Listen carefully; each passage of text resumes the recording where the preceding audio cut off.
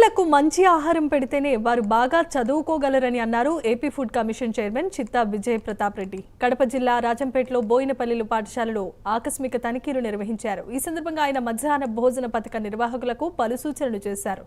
విద్యార్థులకు ఏమైనా ఇబ్బందులు ఉంటే ఫిర్యాదుల నిమిత్తం 9490551117 కు సంప్రదించాల్సిందిగా సూచించారు. పాఠశాలలో ఏవైనా లోటుపాట్లు ఉంటే వెంటనే సరిదిద్దుకోవాలని తెలిపారు ఫుడ్ కమిషన్ చైర్మన్.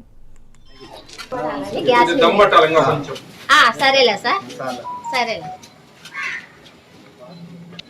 బాగుంది.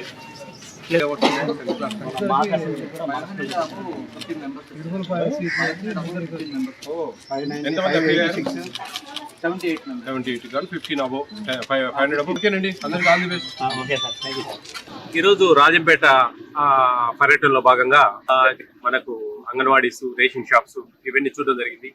నిజంగా ఈ స్కూల్లోకి వస్తే చాలా మంచి అట్మాస్ఫియర్, బాగా కొండ వైపున చాలా బాగుంది. పిల్లలు కూడా మంచి స్ట్రెంగ్త్ ఉంది. ఇక్కడ దాదాపు 400 ఉన్నారు. లాస్ట్ ఇయర్ 590 మార్క్స్ ఒక స్టూడెంట్ కి ఇక్కడ నుంచి రావడం చాలా గొప్ప విషయం. వంట కూడా చాలా బాగా చేస్తున్నారు. MDM లో చాలా మార్పులు వచ్చాయండి. చాలా కాన్సన్ట్రేషన్ పెరిగింది.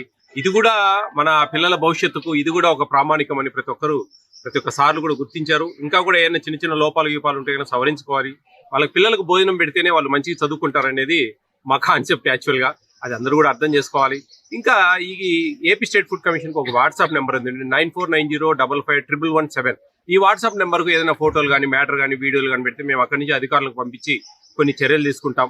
ఇది ముఖ్యంగా నేషనల్ ఫుడ్ సెక్యూరిటీ యాక్ట్ కు లోబడి ఈ ఫుడ్ కమిషన్ అనేది పనిచేస్తుంది.